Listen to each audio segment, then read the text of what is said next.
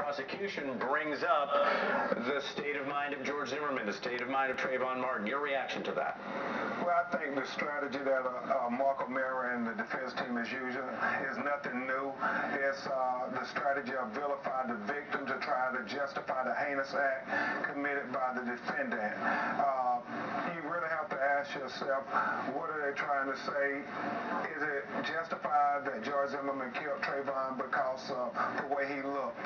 That's the same stereotypical mindset that caused George Zimmerman to get out the car and to chase Trayvon Martin and shoot and kill him on February 26th. Let me ask you though, because it's not just about the way he looks. I want to get your reaction to the details of these text messages and some of the pictures. We have guns, we have marijuana use, we have texts about violence, about fights, about getting in trouble in school and being thrown out of the house. It does paint a bit of a different picture than we're used to. Well, now let's talk about that. Trayvon Martin didn't have a gun. The only one who had a gun and used that gun was George Zimmerman. As it relates to marijuana, I think the jury, as well as all America, can judge what effect marijuana has on a person if the judge allows it in. I think most people would agree it does not cause you to be aggressive. But, you know, the issue about drug use, it's really interesting because the Sanford Police Department did not do a drug and alcohol analysis on George Zimmerman, and so we will never know what was in his system that influenced his judgment that night. Because remember, he admitted to Detective Serino that he was on prescription medication and that it affected his mind because he said he could not remember the street signs.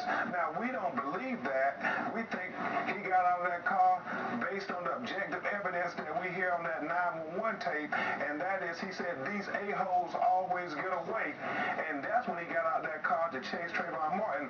And what's relevant is that voice analysis and who was crying for help, as well as what did George Zimmerman say on that 911 tape. Those are relevant because that's on February 26th, and it goes to his mindset and his mentality. Mr. Crump, I know you're a very busy man right now, and your time is very precious to you, and we appreciate you spending a few minutes with us today. Thank you, Bob. Now, the Zimmerman trial is set to start in June. You can get updates on the case at Zimmerman Trial on Fox.com. You can also receive updates on your cell phone. All you got to do is just text Zimmerman to Fox for you. Standard messaging and data rates may apply. Sonny? Fox Alert tonight, utter horror when an You know, this thing is going to get so ugly as it goes on. Marc O'Mara, the attorney for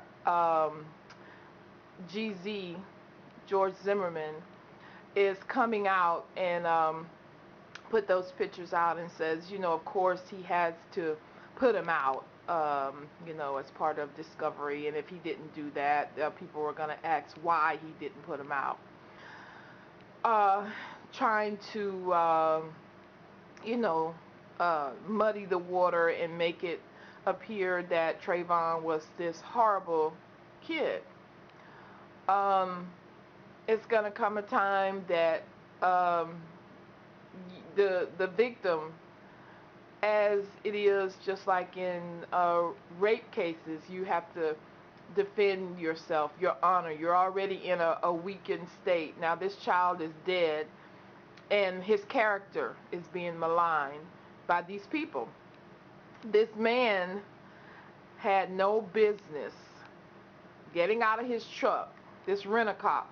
He had no business. First of all, he wasn't even a security person at all. He wasn't recognizable. He didn't have a uniform on at all.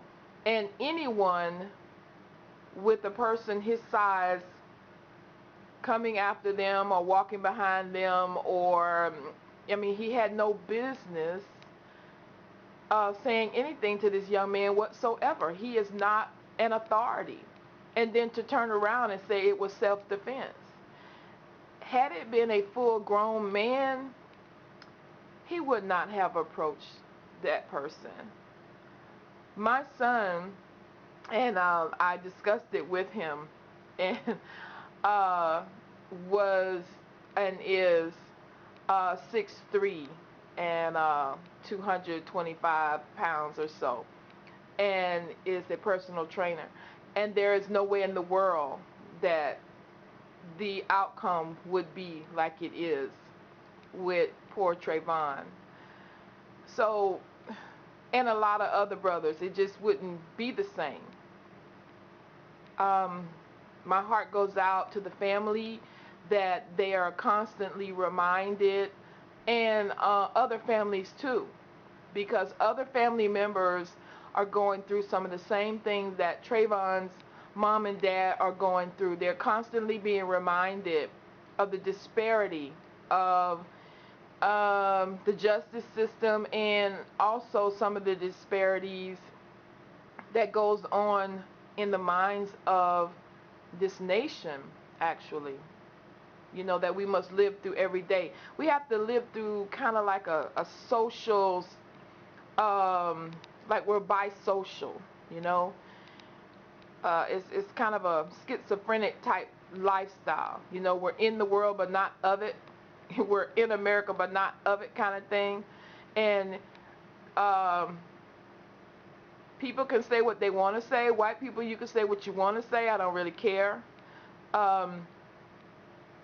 We can get along and we can work side by side and what have you, but you'll never really know what it's like to be in brown skin. You're never gonna know. And we can kick it and we can get along and we can work together and we can do some things together, but you can go back and assimilate into your society. You can just melt right on into your society. You could be the grungiest piece of trash there is in your community, talking about white people. But then when you want to clean it up and kick it into high gear, you can do that.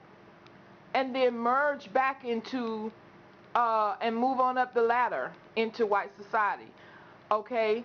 A black person can do the same thing, lift himself up by the bootstraps, but there's always going to be that thing, and that is called living in that brown skin. It's just that thing. And poor Trayvon ran into that thing, and that thing that night was inside of George Zimmerman.